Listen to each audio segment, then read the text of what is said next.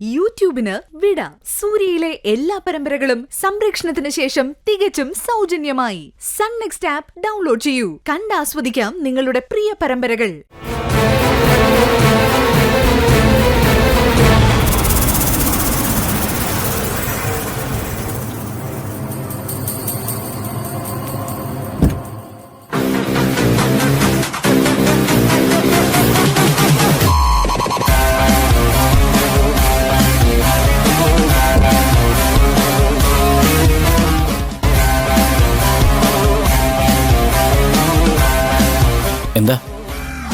എന്താ അവിടെ പ്രശ്നം? ഒന്നും പറയണ്ട മോനെ, ഇവരെന്നെ കുടിയൊഴിപ്പിക്കാൻ വന്നതാ. കുടിയൊഴിപ്പിക്കാനോ? അതെ മിഥുൻ, അച്ഛൻ ഞങ്ങളോടൊപ്പം ഇവിടെ താമസിക്കുന്നതിന് ഇവർക്ക് 5000 രൂപ കൈക്കൂലി കൊടുക്കണമെന്ന്. എന്തിന്? ഇതെവിടത്തെ നിയമം?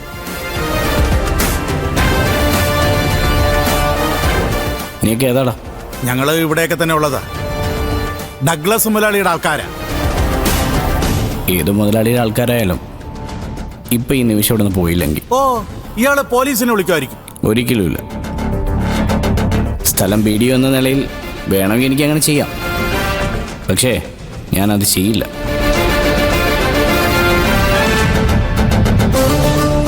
അങ്ങനെ ചെയ്താലല്ല എനിക്ക് ശീലം.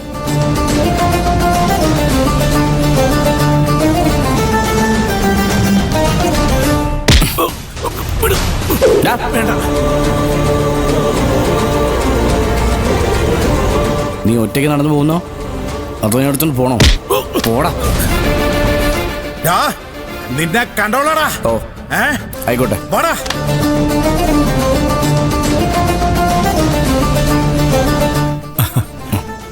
മിടുക്കൻ കൊടുകൈ.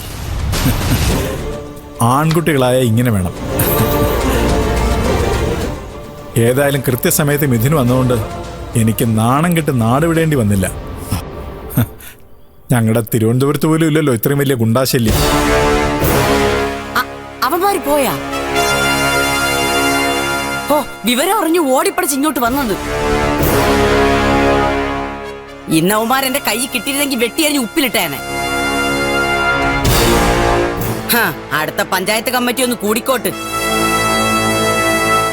കാപ്പാ നിയമം ചുമത്തി യവന്മാരെയൊക്കെ ഞാൻ ഈ പഞ്ചായത്തിൽ നിന്ന് വെളിയിലാക്കും. വേണ്ടെന്ന് വെക്കുമ്പോ തലേ കയറി ഇരുന്ന് ഞരങ്ങണം അലവലാദികൾ. അയ്യോ ജനനി രാച്ചി, ഇതൊന്നും കണ്ട് പേടിക്കണ്ട കേട്ടാ. ഇവിടത്തെ പഞ്ചായത്ത് പ്രസിഡന്റ് ഈ മന്ദാകിനി മനോഹരൻ ജീവിച്ചിരിക്കുമ്പോ നിങ്ങളെന്ന് ആരും ഒരു ചുക്കും ചെയ്യാൻ പോണില്ല.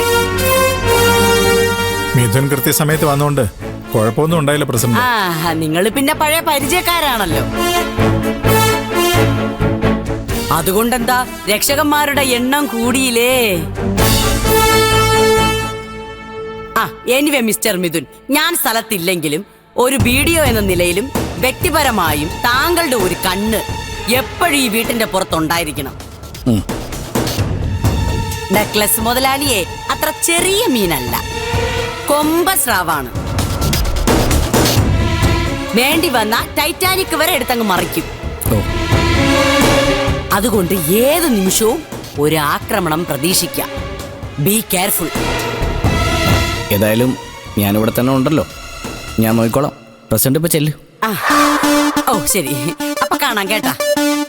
എന്നാ ഞാൻ അങ്ങോട്ട്.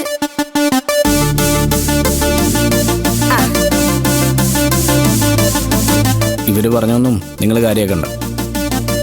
ഞാൻ മനസ്സിലാക്കിയെടുത്തോളം ഈ കോളനിയിലെ പ്രധാന പ്രശ്നക്കാരി ഈ പോയ പഞ്ചായത്ത് പ്രസിഡന്റാണ്. ഈ ഗുണ്ടകളെയൊക്കെ തീറ്റിപ്പോറ്റുന്നതും ഇവരാണ്. എന്നിട്ട് കണ്ടില്ലേ, ഒന്നും അറിഞ്ഞൂടാത്ത പോലെ ഒരു പ്രകടനം. വരട്ടെ, ഞാനിവിടുന്ന് ട്രാൻസ്ഫറായി പോകുന്നതിന് മുമ്പേ ഈ കോളനി ഒന്ന് ക്ലീൻ ചെയ്യാൻ പറ്റുമെന്ന് നോക്കട്ടെ. സമ്മതിച്ചു മോനെ. നീ ബീഡിയോട്ടായിരുന്നില്ല ഇവിടെ ചാർജ് എടുക്കേണ്ടിയിരുന്നത്, പോലീസ് കമ്മീഷണറായിട്ടായിരുന്നു. സാരമില്ല, നീ വിചാരിച്ച ഇനി വേണമെങ്കിലും ഒരു IPS ഈസി ആയിട്ട് എഴുതിയെടുക്കാവുന്നതേ ഉള്ളൂ. വിദ്യാഭ്യാസം എല്ലാവർക്കും കിട്ടുന്ന അനുഗ്രഹമല്ല. കഴിവുള്ളവർ പരമാവധി പഠിക്കണം. ഈ ഒറ്റ ജന്മം കൊണ്ട് നേടാവുന്നതിന്റെ പരമാവധി നേടിയെടുക്കുകയും വേണം. മിഥുനെ കൊണ്ട് അതിന് പറ്റും. You are so great gentleman. Thank you sir.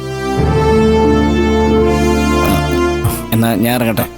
അയ്യോ, ഇവിടെ വന്നിട്ട് വീട്ടിൽ കയറാതെ പോവാണോ? വാങ്ങുമോനെ, ഒരു ചായ കുടിച്ചിട്ട് പോവാം.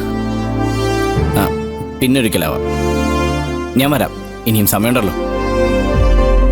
ഹരി, ജണി, കാണാം.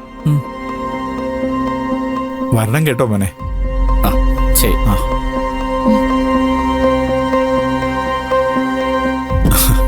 പുലിക്കുട്ടി അവൻ, പുലിക്കുട്ടി. കണ്ടു പഠിക്കണം.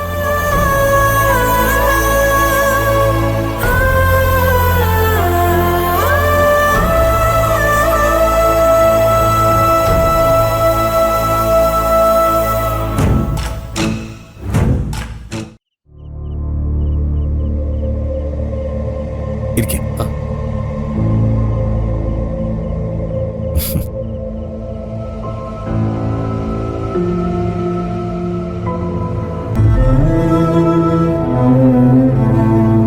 ആ മോളെ, നിനക്ക് മനസ്സിലായോ ഇതാരാന്ന്? ഞാൻ പറയാറില്ലേ, ശിവേട്ടൻ, ശിവപ്രസാദ്. എന്റെ അച്ഛൻ പെങ്ങളുടെ മകനാ, വലിയ കോൺട്രാക്ടറാ. ഓ, അങ്ങനെയൊന്നുമില്ല, അങ്ങനെ ജീവിച്ചു പോകുന്നു. എന്നാലും വിഷ്ണു, നീ ഇങ്ങനെ ഒരു സാഹസം കാണിക്കുന്നു ഞാൻ സ്വപ്നത്തിൽ പോലും വിചാരിച്ചില്ല. നിന്റെ വീട്ടിൽ ഇതൊക്കെ അറിയുമ്പോ എന്തൊക്കെ ഭൂകമ്പങ്ങളാണ് ഉണ്ടാവാൻ പോകുന്നതെന്ന് നിനക്കറിയാവോ? എല്ലാം അറിയാം ശിവേട്ട. അതുകൊണ്ടല്ലേ ഞാൻ ശിവേട്ടനോട് മാത്രം കാര്യം പറഞ്ഞത്. ആ ശരി ശരി, എന്തായാലും സംഭവിച്ചു പോയി. ഇനി നന്നായിട്ട് ജീവിക്കാൻ നോക്ക്.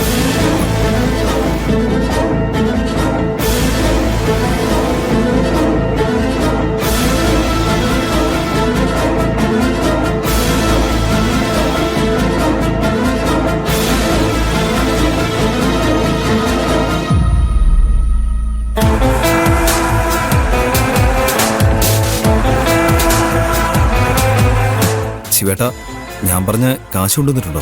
ആ, കൊണ്ടുവന്നിട്ടുണ്ട്. ദാ, വാങ്ങിച്ചോ. ആ മോളെ, നീ തന്നെ അത് വാങ്ങിച്ചോ. അയ്യോ, ഞാനോ? പിന്നെ അല്ലാതെ, ഇന്നു മുതൽ നീയല്ലേ എന്റെ എല്ലാ ഐശ്വര്യത്തിനും തുടക്കം കുറിക്കേണ്ട ആള്. 50,000 ഉണ്ട്. തൽക്കാലം നിങ്ങളൊന്ന് ജീവിതം തുടങ്ങി വെക്കും. ആവശ്യമുണ്ടെങ്കിൽ ഇനിയും ചോദിച്ചാൽ മതി. വാങ്ങിച്ചോ മോളെ, അന്യരാരുമല്ലല്ലോ തരുന്നേ, നമ്മുടെ സ്വന്തം ശിവേട്ടനല്ലേ. ദാ, വാങ്ങിച്ചോളൂ.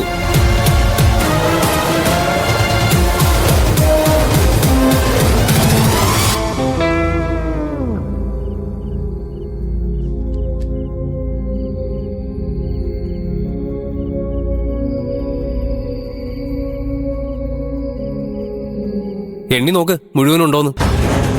ഹ, എന്താ ശിവേട്ട ഇത്? നമ്മൾ തമ്മിൽ ഇങ്ങനെ കാണോ? ആര് തമ്മിലായാലും പണത്തിന്റെ ഇടപാടല്ലേ. എന്നാ പിന്നെ നേരം കളയുന്നില്ല. ശരിയെന്നാ, അപ്പൊ പറഞ്ഞ പോലെ. ശരി ശരി മോളെ.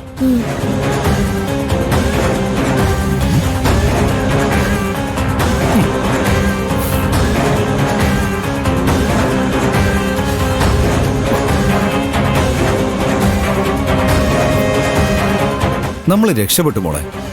ഇനി നമ്മുടെ കാര്യങ്ങളൊക്കെ ശിവേട്ടൻ നോക്കിക്കോളൂ. വിഷ്ണുവേട്ടൻ അയാളോട് കടം വാങ്ങിയതാണോ ഈ പണം? ഹേയ്, ഞങ്ങൾ തമ്മിൽ അങ്ങനെ കടവും കടപ്പാടും ഒന്നുമില്ല. പിന്നെ എന്തിനാ അയാൾ അങ്ങനെ പറഞ്ഞത്? എങ്ങനെ പറഞ്ഞു? അല്ല, എണ്ണി നോക്ക്, പണത്തിന്റെ ഇടപാടല്ലേ എന്നൊക്കെ. അതൊക്കെ ശിവേട്ട ചെറിയ ചെറിയ തമാശകളല്ലേ. പാവാ, നല്ല മനുഷ്യനാ. നമ്മുടെ കുടുംബത്തിലെ ഇത്രയും നന്മയുള്ള ഒരാൾ വേറെ ഇല്ല.